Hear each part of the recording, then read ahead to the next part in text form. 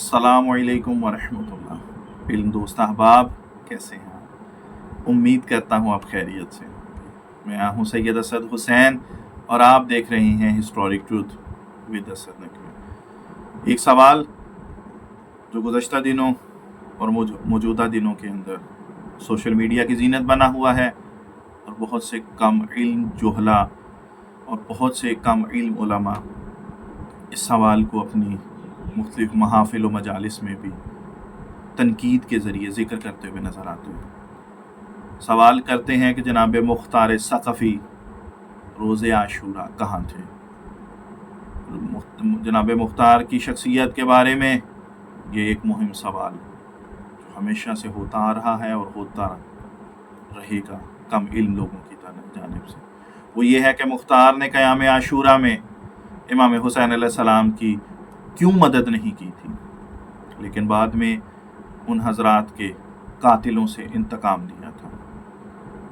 इससे वो लोग ये कयास करते हैं कि हज़रत मुख्तार ने इमाम हुसैन अलैहिस्सलाम की मुखालिफत की थी, इमाम हुसैन अलैहिस्सलाम की का साथ नहीं दिया, तो बाद में पछतावे में नदामी में उन्होंने ये अमल किया और कातलाने इमाम हुसैन अलैहिस्सलाम से बदला लिया। आज की मैं अपनी इस वीडियो में इस सवाल के ऊपर कुछ गुजारिशात आपके सामने बयान करूँगा। कबल से कि मैं अपने इस सवाल के जवाब की तरफ आऊँ, जनाब मुख्तार इब्न सकफ़ी के तारुफ़ के लिए एक दो गुजारिशात बयान करना चाहता हूँ। मुख्तार बिन अबी अबैदा बिन मसऊद सकफ़ी का ताल्लुक़ कबीला सकीफ़ से था। उनके वालिद अबू अबैद पैगम्बर अकरम सल्लल्लाहु अलैहि वसल्लम के असहाब में से थे और खलीफा दोम के ज़माने में जंग कादसिया में शहीद हुए। उनके दादा मसऊद सकफ़ी हिजाज़ के बुज़ुर्गान में से थे और अज़ीमुल क़र्रतैन के नाम से मुलक़्क़ब थे। उनकी वालिदा दौमा बिन्त उम्र बिन वहब हैं, जिनका तज़किरा इब्न तैफूर ने अपनी किताब बलागातुन निसा में किया है।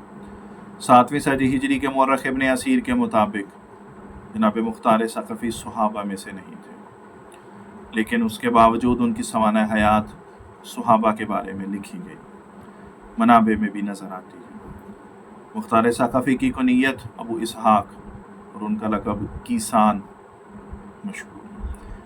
असबग़ बिन नबाता से मनकूल है कि जब हज़रत मुख्तार सकफ़ी बच्चे थे तो एक दिन हज़रत मौला अली अलैहिस्सलाम ने उनको अपने ज़ानों पर बिठाया और उनको कैस के नाम से याद फरमाया। अब अपने मेन सवाल के जवाब की तरफ हम लोग आते हैं। तारीख़ी एतबार से और शेख मुफीद व तबरी ने सराहत से लिखा है कि जनाब मुस्लिम इब्न अक़ील सफ़ीर इमाम हुसैन अलैहिस्सलाम को कूफा में आने के बाद सीधे जनाब मुख्तार सकफ़ी के घर गए, तो मुख्तार सकफ़ी ने उनका बहुत एहतराम किया और रस्मी तौर पर उनकी हिमायत और उनका साथ देने का ऐलान भी किया।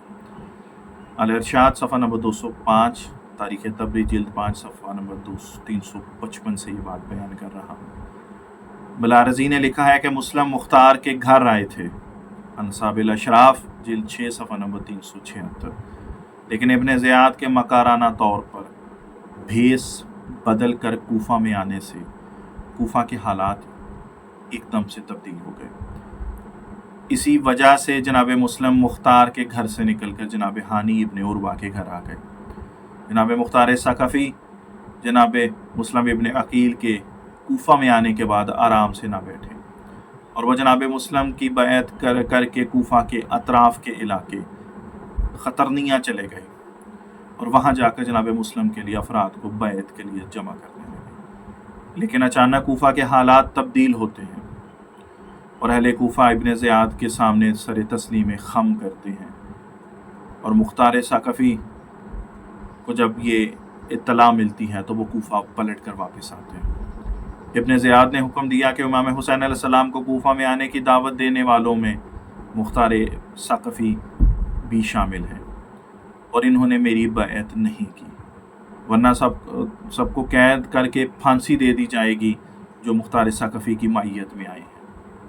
इब्न असीर ने लिखा है कि मुस्लिम और हानी की गिरफ़्तारी के वक्त मुख्तार कूफा में नहीं थे। اور لوگوں کو اکٹھا کرنے کے لیے کوفہ سے باہر گئے ہوئے تھے، اور جب اس نے جناب مسلم ابن عقیل کے اسیر ہونے کی خبر سنی تو اپنے چند افراد کے ساتھ کوفہ واپس پلٹ آئے۔ شہر میں داخل ہوتے وقت مختار اور اس کے ساتھیوں کا ابن زیاد کے مسلح افراد کے ساتھ سامنا ہوتا ہے۔ لفظی گفتگو کے بعد ان کے درمیان لڑائی شروع ہو جاتی ہے، جس میں اس مسلح گروہ کا سالار قتل ہو جاتا ہے، اور پھر مختار ثقفی نے اپنے ساتھیوں سے کہا کہ یہاں سے ادھر ادھر بھاگ جائیں، اس کے بعد دیکھیں گے کہ صورتحال کیا بنتی ہے۔ کامل ابن اسیر، تاریخ ابن اسیر جلد 4 صفحہ نمبر 169۔ ابن زیاد کوفہ کے حالات پر قابو پانے اور جناب مسلم وہانی کو شہید کرنے کے بعد شدت سے جناب مختار ثقفی کی تلاش میں تھا، اور اس نے مختار کو گرفتار کرنے پر انعام بھی مقرر کیا ہوا تھا۔ تاریخ طبری جلد 5 صفحہ نمبر 381۔ تاریخ ابن اسیر جلد 4 صفحہ نمبر 36۔ ہانی ابن جبہ نامی مختار کا ایک قریبی دوست عمرو ابن حریث کے پاس گیا اور مختار کو مخفی ہونے کی جگہ کا اس کو بتا دیا۔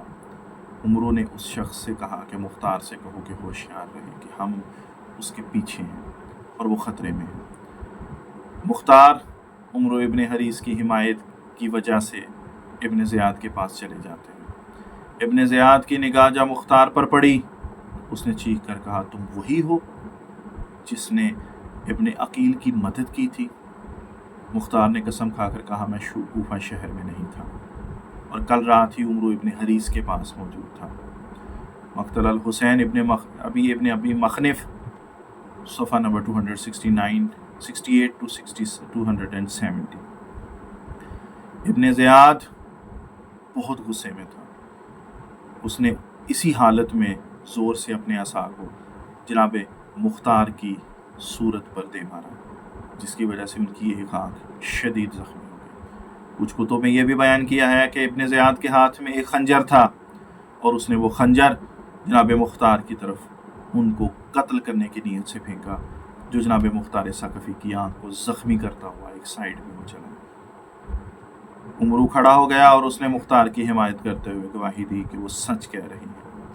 یہ سن کر ابن زیاد کو آرام آ گیا اور کہا، اگر عمرو تمہاری حمایت میں گواہی نہ دیتا تو میں تمہاری گردن اڑا دیتا۔ اور پھر اس کے حکم کے مطابق مختار ابن ثقفی کو زندان میں ڈال دیا۔ مختار واقعہ عاشورہ اور امام حسین علیہ السلام کی شہادت کے وقت تلک ابن زیاد کے زندان میں تھے۔ کتاب الاشراف جلد 6 صفحہ نمبر 367، 76 and 77۔ تاریخ ابن اسیر جلد 4 صفحہ نمبر 116۔ مقتل ابی مخنف، صفحہ نمبر 271۔ البدایہ والنہایہ جلد 8 صفحہ نمبر 249۔ پس اس تفصیل کی روشنی میں واضح ہو گیا کہ قیام امام حسین علیہ السلام اور واقعہ کربلا کے وقت مختار ثقفی زندان میں ہونے اور شہر کوفہ کے حالات ہی ایسے تھے کہ وہ امام حسین علیہ السلام کے قیام میں شریک ہی نہیں ہو سکتے تھے۔ نہ کہ وہ شریک ہی نہیں ہوئے بلکہ ان کو وہاں پر قید کر دیا گیا تھا۔ کتب تواریخ کے اندر اور میں یہ چیز بیان کی گئی ہے کہ بوقت قیام امام حسین علیہ السلام، بوقت واقعہ کربلا، جناب مختار ثقفی زندان میں ابن زیاد کی کسٹڈی میں قید تھے۔